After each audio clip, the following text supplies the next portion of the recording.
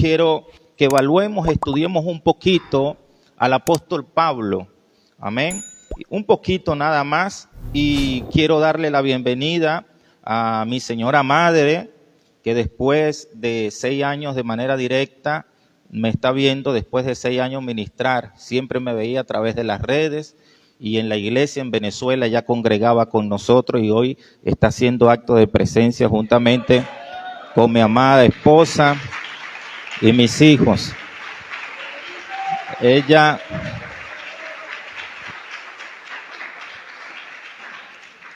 es una mujer maravillosa, una madre maravillosa y bueno, de pronto más adelante la vayan conociendo. Amén. Dice así en el nombre del Señor, Filipenses capítulo 4, levántese de su asiento. Voy a tratar de ministrar 25 minutos.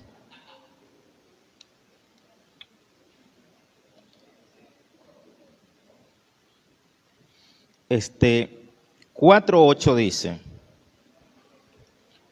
en el nombre del Señor, por lo demás, hermanos, Filipenses 4:8, por lo demás, hermanos, todo lo que es verdadero, todo lo honesto, todo lo justo, todo lo puro, todo lo amable, todo lo que es de buen nombre, si hay razón alguna, si algo digno de alabanza, en esto pensad. Lo que aprendiste y recibiste y oíste y vistes en mí, esto haced, y el Dios de paz estará con vosotros. Padre, gracias por lo que has hecho en esta noche a través de la adoración, la alabanza, a través de tus instrumentos. Señor, estamos totalmente agradecidos y hemos venido acá con hambre como siempre, porque nuestra alma te anhela ardientemente y nuestra alma tiene sed de ti permanentemente, Señor. Queremos que este sustento que tienes para hoy sea direccionado por ti.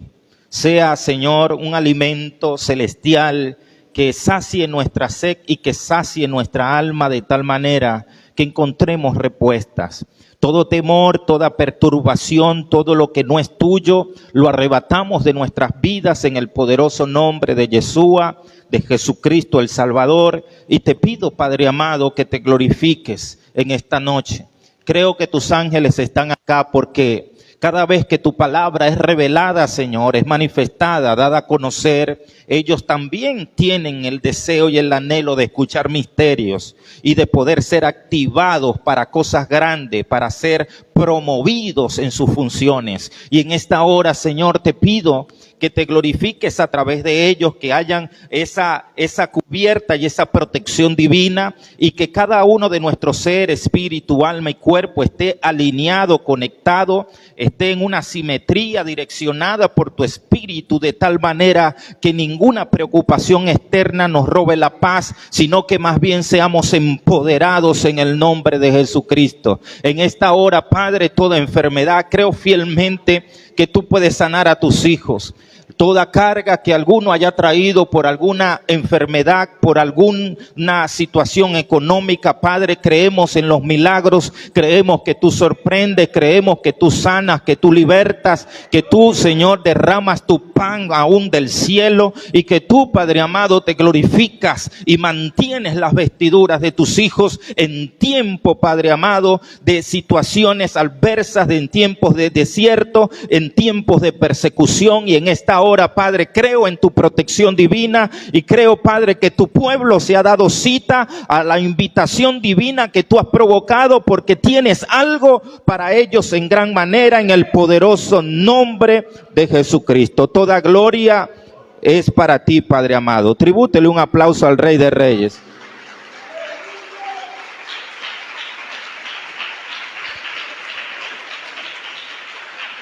Pueden sentarse.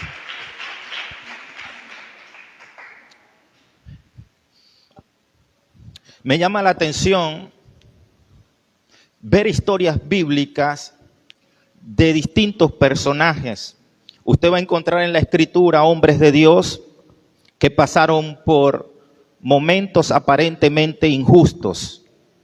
Una de las preguntas y de las interrogantes más complicadas a nivel religioso de contestar, a nivel teológico, es precisamente situaciones injustas. Normalmente se responde como todo tiene un propósito. Dios te dará la salida. Dios no te ha dejado solo. Son respuestas comunes que nosotros encontramos.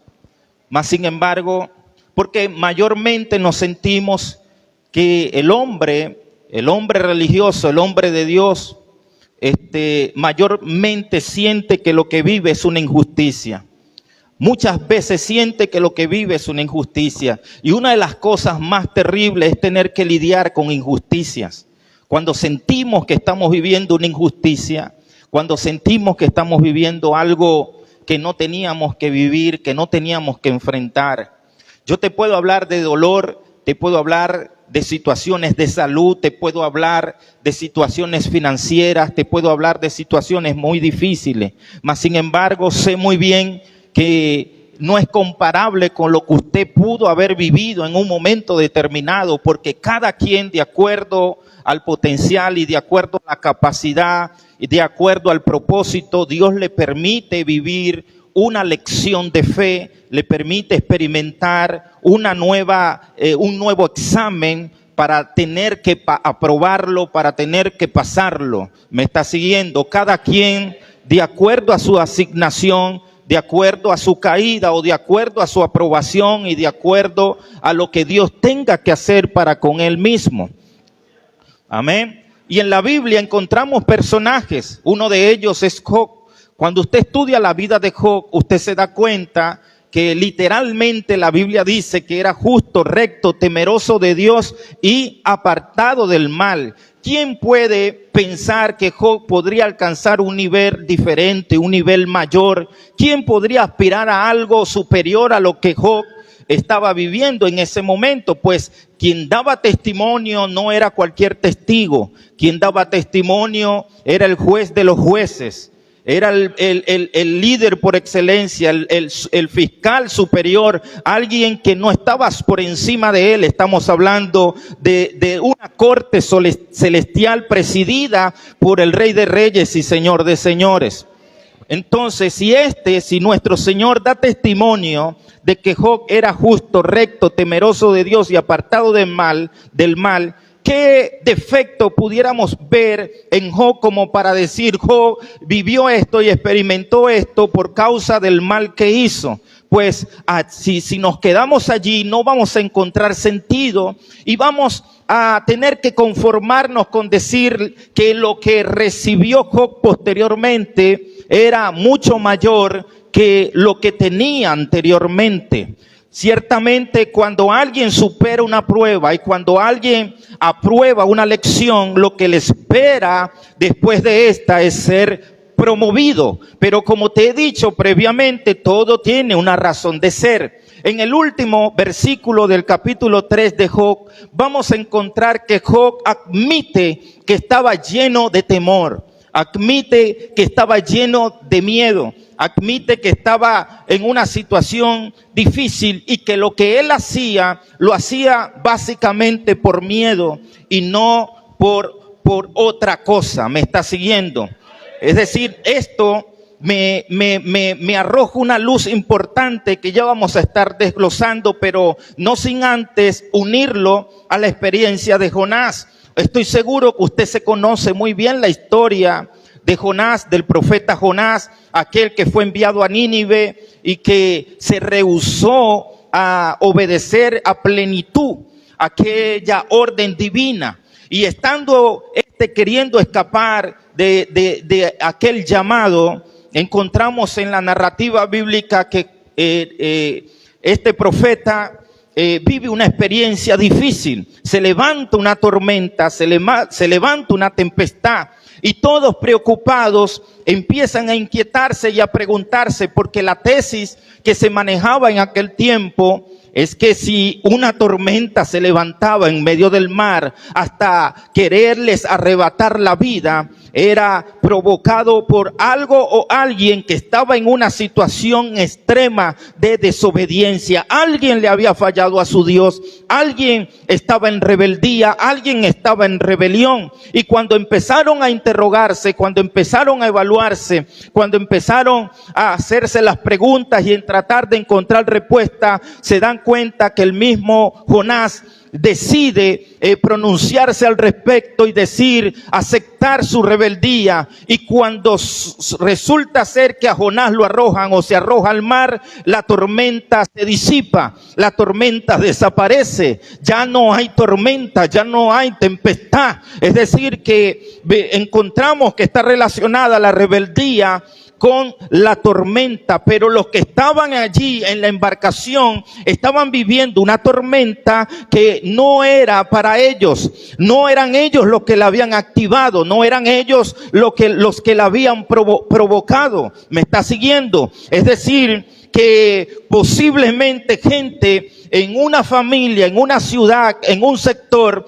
pueda estar viviendo y experimentando tormentas que no son las suyas, pueda estar viviendo y experimentando tormentas que no fue por causa de sí mismo o de su propia familia. No todas las tormentas que se vivan y experimentan son sinónimo de mi propia desobediencia, pero como formo parte de una familia, de una ciudad, de un sector, lamentablemente puedo vivirla y experimentar la causa de aquellos que están en desobediencia.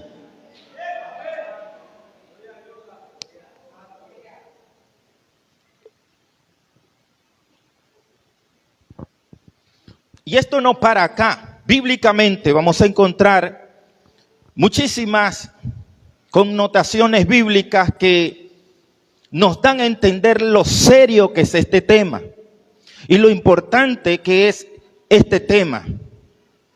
Usted va a encontrar hombres y mujeres que atravesaron situaciones como esta, pero pudiéramos pasar toda una noche. Me quiero introducir directamente ya al apóstol Pablo, a Saulo de Tarso, porque al parecer Saulo manejaba una tesis importante.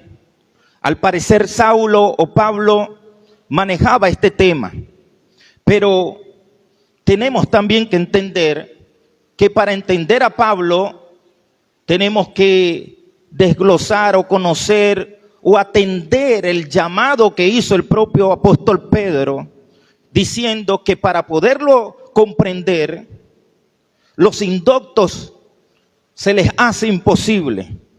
¿Me está siguiendo? A los indoctos se les hace imposible. Es decir, que para poder comprender a Pablo necesitamos adquirir ciertas herramientas fundamentales para poder entender su lenguaje, para poder discernir el secreto que está encriptado en la misma palabra, que está codificada en la misma palabra.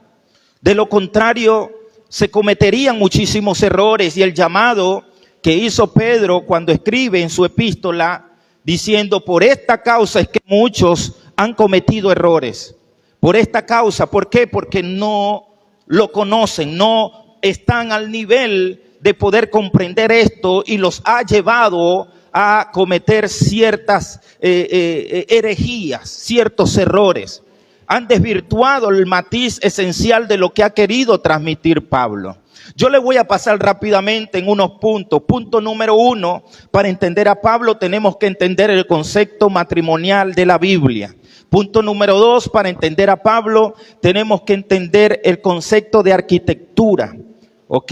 El concepto de arquitectura. Punto número 3, para entender a Pablo tenemos que entender el concepto de ley. Y pudiéramos hablar de otros puntos importantes, pero me quiero quedar en el segundo punto. En cuanto al punto del matrimonio, Pablo nos arroja mucha luz y nos arroja una definición bastante espléndida y bastante amplia como la que encontramos desde Génesis hasta el propio Apocalipsis. Algo sumamente importante. Pero en el punto número 2, en el término o el concepto de arquitectura, usted sabe bien que arquitectura es hablar de modelo, es hablar de diseño, es hablar de planos. Usted sabe bien que Pablo era un edificador de casas. Pablo era un arquitecto y como profesional de la edificación, sus conceptos trataba de aplicarlos directamente a la palabra. Cada vez que él escribía y cada vez que él enseñaba, él trataba de aplicar estos conceptos. Y esto se ve en la misma escritura. Pero también tiene que conocer algo importante, la razón por la que Pedro dice esto de Pablo, de que tenía que haber un entrenamiento y la adquisición de unas herramientas previas para poderlo comprender, era porque Pablo había nacido en el hogar de una familia pudiente y se había formado con los mejores maestros de la época, entre los cuales estaba Gamaliel, un maestro de maestros, un sabio de sabios, y Pablo se había capacitado para ser uno de las atalayas o de los hanján o de los maestros de Israel. Es decir, quería ser alguien importante en la historia de Israel. Quienes no conocían estos conceptos básicos eran precisamente los gentiles, y resulta ser que Dios termina llamando a Pablo para que sea el apóstol de ¿quién? De los gentiles, el apóstol de los que no conocían la palabra, el apóstol de aquellos que tenían un conocimiento sumamente limitado acerca de la Torá, acerca de su revelación, acerca de sus lineamientos. Por eso cuando Pablo escribe y cuando Pablo habla y cuando Pablo predica, es importante tratar de introducirse en lo que quiso transmitir. Por ello, en el concepto de arquitectura encontramos que siempre está hablando de edificación, siempre está hablando de planos, siempre está hablando de modelo, siempre está hablando de diseño. Usted lo va a encontrar en Efesios capítulo 1,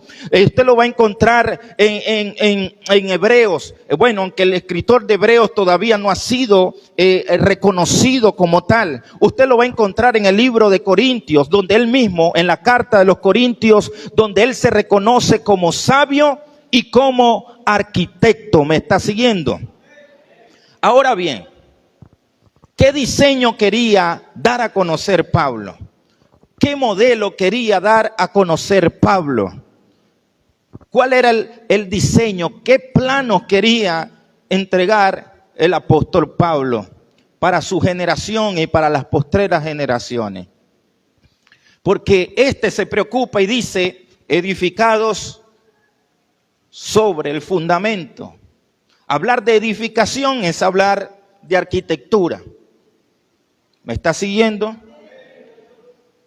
Edificados. Pero ¿qué quería entregar Pablo?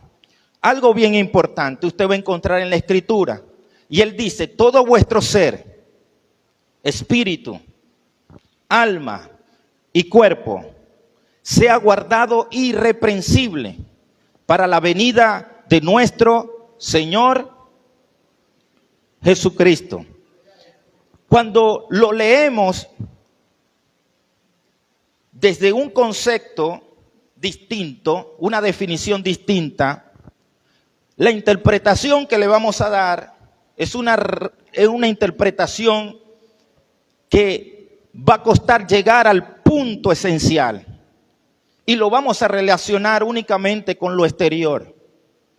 Por eso usted va a ver que hay gente que lo define desde una perspectiva.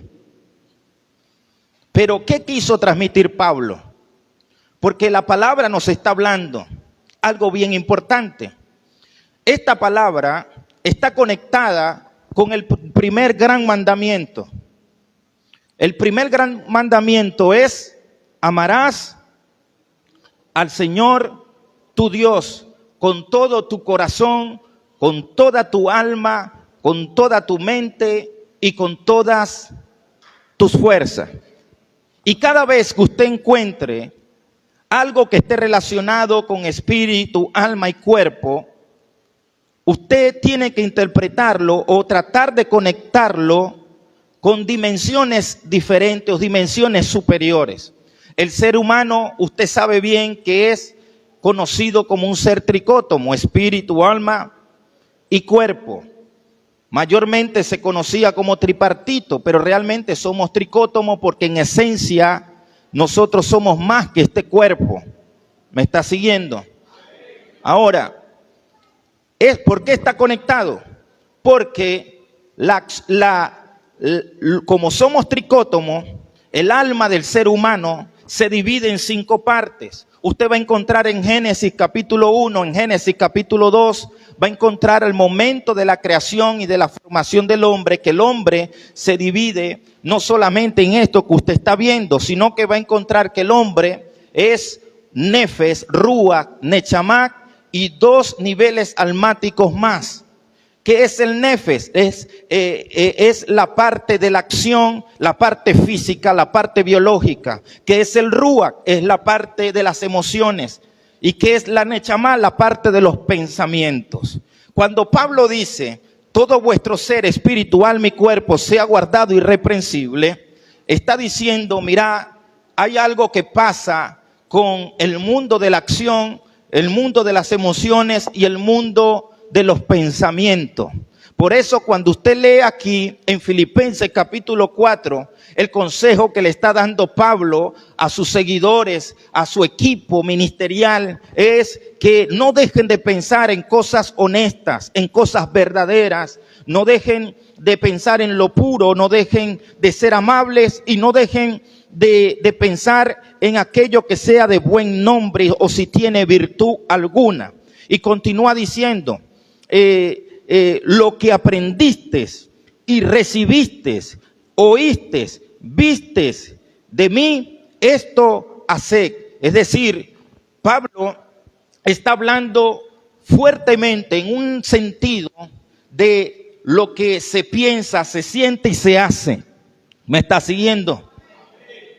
Lo que se piensa, se siente y se hace.